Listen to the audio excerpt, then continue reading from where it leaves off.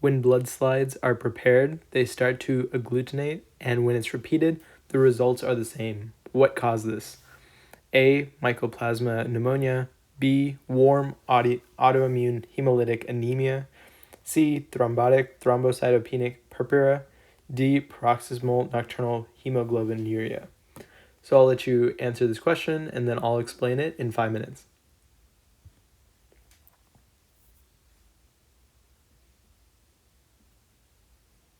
Okay, so the answer is going to be A. Mycoplasma pneumonia.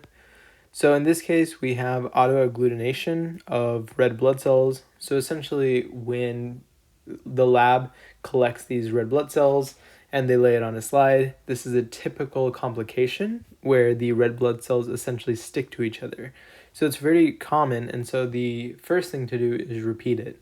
You'll see this a lot in medicine. For example, if you get an abnormal potassium, one of the most common causes is just hemolysis, and so you need to repeat the lab to make sure that the potassium is a correct lab value and it's not just a lab error.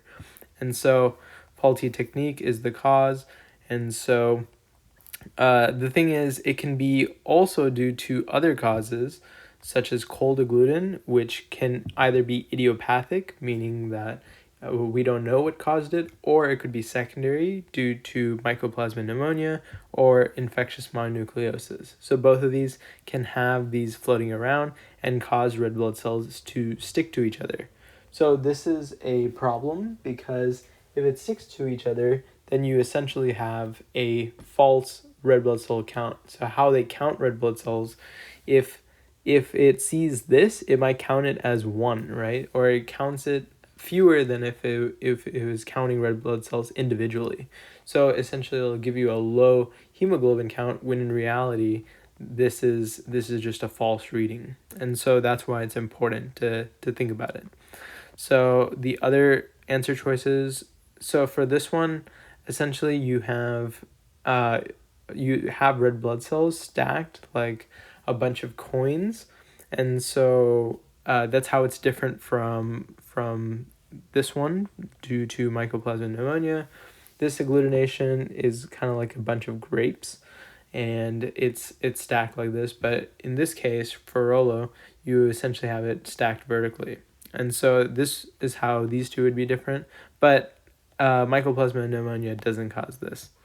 And so next we have warm autoimmune hemolytic anemia. So in this case, we have microspherocytes on the smear. So essentially, this one just means that the red blood cells are very tiny. So micro and spherocytes. And so going on to the next one, we have paroxysmal nocturnal hemoglobinuria.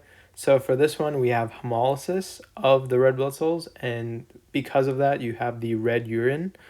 And just going into the pathophysiology of this one, so essentially there's a PIGA deficiency, so that stands for phosphatidyl inositol glycan A. And so this is an important enzyme that's needed to make GPI, which is glycosyl phosphatidyl inositol, which is on the cell membrane, and that protects it from the complement system, which is part of the innate immune system.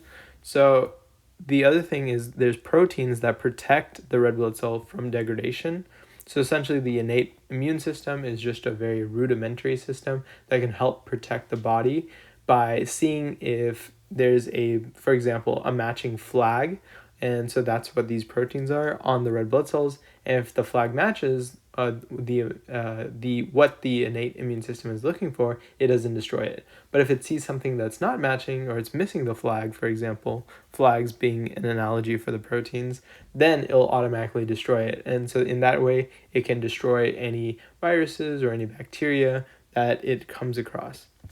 So, or foreign bodies in general. So for the proteins that protect the red blood cell and other types of cells, we have DAF, which is decay accelerating factor. So DAF, which is CD55. And so this is important because you need this protein to be there to prevent the innate immune system from automatically destroying the red blood cell. And so if it's not there, if it's missing it, it's essentially missing that flag, and then the innate immune system is going to go ahead and destroy that red blood cell, resulting in hemolysis. Now, the reason why in paroxysmal nocturnal hemoglobinuria, why there's the nocturnal part, is because at night you're going to breathe less, and so it's going to be hypoventilation. And so you're actually going to have an increase in CO2, right? Because breathing out expels CO2. So if you're breathing less, then you're going to have increased CO2. And so that's going to actually acidify the blood. So how that works is you have CO2 coming in and staying in because you're not breathing as much. And then it's going to combine with water, creating carbonic acid. And this can dissociate and create an acid. And so next we have TTP.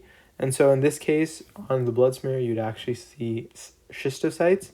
And so schistocytes are created when the red blood cells are destroyed by platelet microthrombi.